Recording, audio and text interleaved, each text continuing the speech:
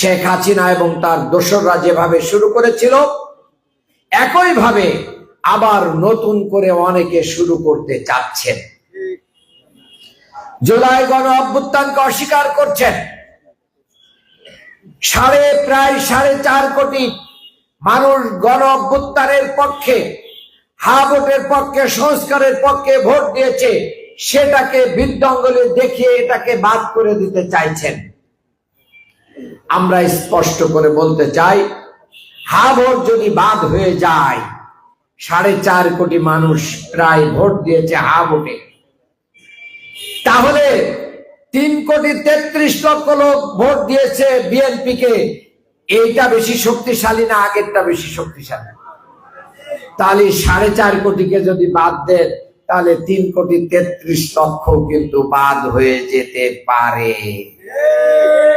সাধু সাবধান, একটা বাদ করতে যে নিজেদের পার্লামেন্ট নির্বাচন বাদ করেন না, বিপদে পড়ে যাবেন, বাঁচতে পারবেন না।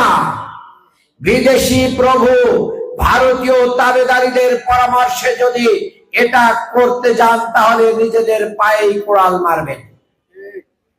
দ্বিতীয় যে কথাটি বলতে চাই সেটি হচ্ছে এই যে আপনার একজন উপদেষ্টা বলেছেন যে জামাত ইসলামী সহ বিরোধী দলে যারা আছে তাদেরকে আমরা মেন স্ট্রিমে অর্থাৎ সরকার গঠন করতে দেই নাই। তারা 168 সিটে জয়লাভ করতে সম্ভাবনা ছিল, এটা আমরা মেকানিজম করে ইঞ্জিনিয়ারিং করে 68তে নিয়ে চলে এসে 100 নাই করে দিয়েছি।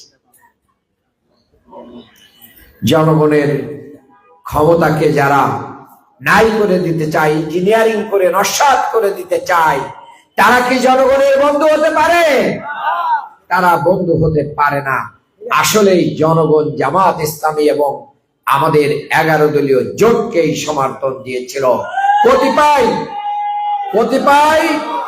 কতিপয় উপদেষ্টারা সেই ফলাফল চেঞ্জ করে দিয়ে আমাদের এই ক্ষমতাকে কেড়ে নিয়েছে। তারপরও আমিরে জামাত বলেছেন, আমরা বুকে পাথর চাপা দিয়ে আমরা এই ফলাফল মেনে নিয়েছি, আমরা রক্তপাত চাই নাই। যদি ওই দিন রাত্রে আমরা ফলাফল প্রত্যাখ্যান করে বিক্ষোভ করতাম, সারা দেশে আন্দোলন চলতো, তাহলে রক্তপাত হতো না? এই দেশে সবচেয়ে বেশি রক্তপাত হতো, আর শেখ হাসিনা অট্টহাসি দিত ইন্ডিয়ায় থেকে। এই জন্য আমরা অনেক কষ্ট নিয়ে আমরা এই ফলাফল মেনে নিয়েছি, বাংলাদেশের স্বার্থে, মানুষের স্বার্থে, দেশের স্বার্থে।